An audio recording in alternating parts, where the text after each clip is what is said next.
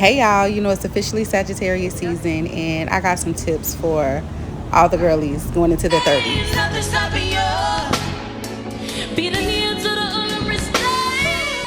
All right, hey y'all. Today's a beautiful day.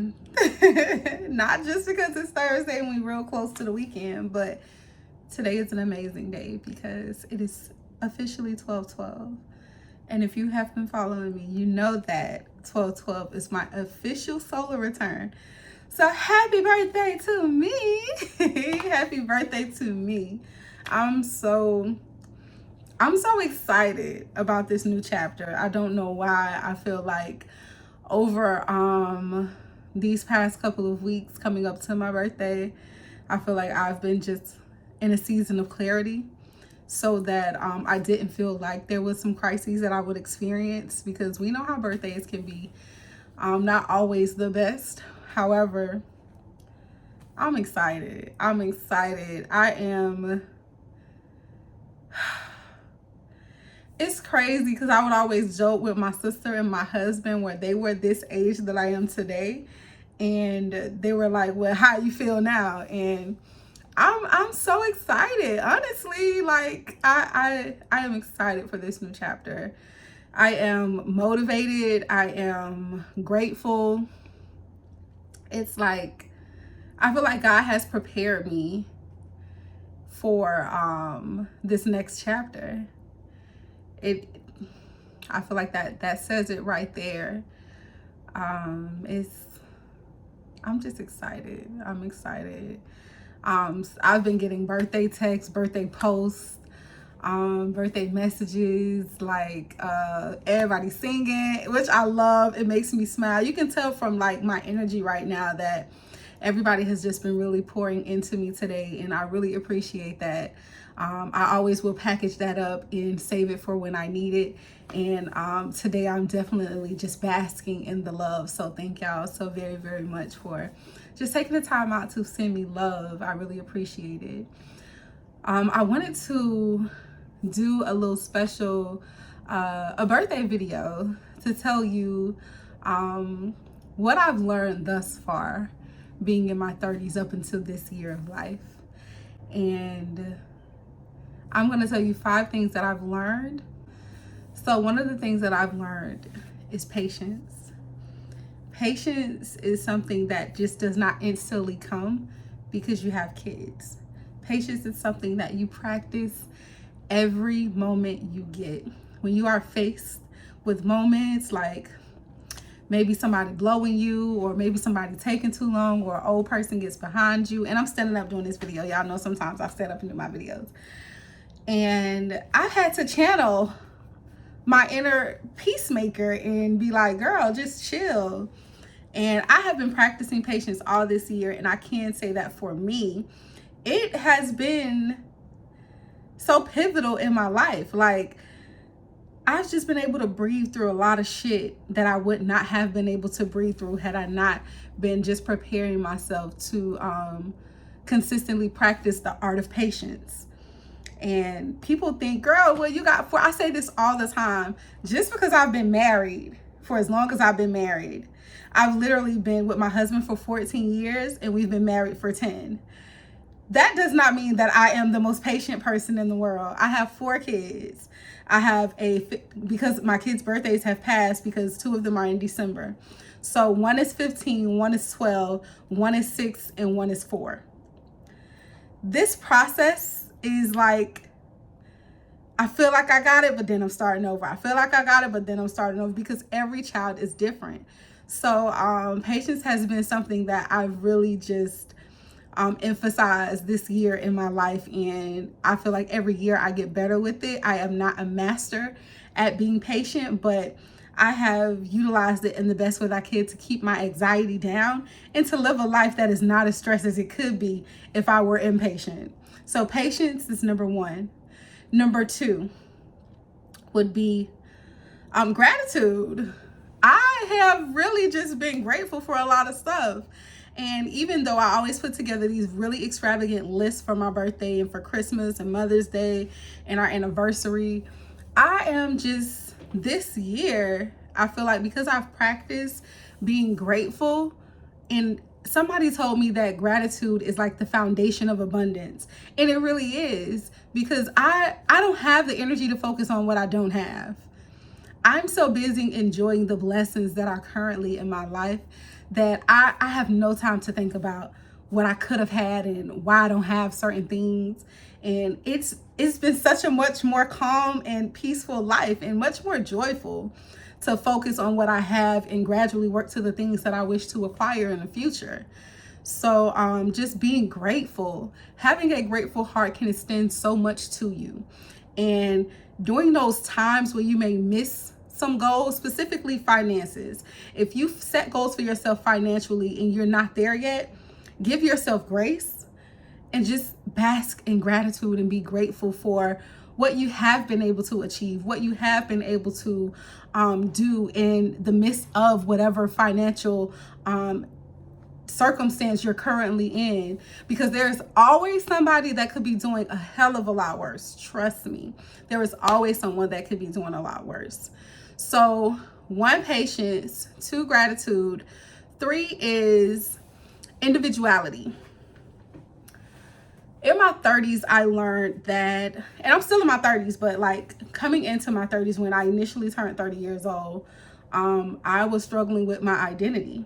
And as a mother, as a wife, as an entrepreneur, we wear so many hats that it's so easy to get lost and not be sure who you are. But when I came into my 30s, I started to, embark on this pathway of finding myself. And here I am at 35, and I feel like I have a grasp of who Stiana is. And I go by many different names in many different environments, but Stiana is who I was born as. And I have really fell in love with myself, with this person that I am becoming. And I am really creating an identity for myself. And it has not always been easy. It has been very, very difficult, because I kind of just defined myself as a mom the moment I had my first child. And I felt like that was my sole purpose. But we are multi-layered beings, and we are not just, some of us can be, but for me, I'm a creative. I'm someone who's very innovative. I love just living life. I'm multi-layered. So having one title to stand on is not gonna fulfill my life's purpose, because I'm more than a mother. I'm more than a wife. I'm more than an entrepreneur. I'm more than a sister. But you see, all of these things that I'm more than, they encompass different parts of me. And I feel like being where I am now in my 30s, I am really loving establishing this identity. And the funny thing about identity is you can always recreate who you are. That's a part of growth. It's a part of our individual evolution. So when you think that this is who you are, you don't have to settle in that. If you choose to be greater, you can do just that. You can be greater. Maybe that's why I'm so excited about this new chapter of my life, because I truly understand that I am the writer of every chapter in my book. Nobody gets to write my story. I get to write that. I am in control of my life. If it is something I am not okay with, I can walk away. I have the power to do that. If I need joy, I can go find joy myself. It is my birthright. So, y'all see I'm getting a little passionate about it? That's because that's how I feel. That is exactly how I feel. What's the next one? And I'm thinking of these off the top of the head, because I want it to be authentic and I want it to be all me. And I can do that by organizing and writing it down, but I feel like I can just give it to you off the top of my head because it's coming from my heart. All right, so we have patience, we have gratitude, we have individuality. What's joy? Joy. I've learned joy. I have really learned what joy looks like, what it feels like, how it tastes. It is a beautiful thing. And I don't know why, as Black women, and I'm speaking to Black women specifically, and even Black men, let's just say Black community, I feel like I have a place in this community, and I could speak on both, that we lose our joy. And then we feel like we are not entitled to have it. Go get your joy. Create your joy. whatever that looks like for you, joy is your birthright. Like I've been telling myself that ever since I listened to Black Girl and Own podcast, and Dion Ivory, she literally has nonprofit organization, and I bought a necklace because she partnered with a jeweler, and I bought a necklace and it spoke on joy being your birthright.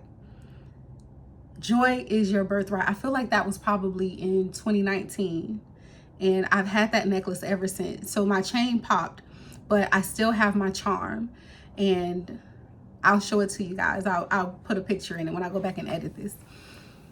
But I've been a big believer in joy is our birthright. And we allow things like depression, anxiety, fear, just not knowing who we are, letting other people, being people pleasers. We allow these things to come in and take our joy, but you can get it back. You can establish joy in your life. You can create joy in your life. And why? You don't need a reason. Joy is your birthright. And I've learned that. And that has become a staple in how I live my life. Joy is mine. Joy is mine. Baby, that's an affirmation. Joy is mine. Joy is my birthright. So anything that's not aligned with experiencing what joy is, in the moments where you're seeking joy, let it go. Move it out the way. Throw it in the garbage. Erase it. It serves no purpose in your life. Trust me. The next one would have to be just living. I've learned how to live. I feel like a part of going to therapy is understanding how to live. It may not be a conversation that you have specifically to your therapist, like, oh, hey, I'm trying to learn how to live.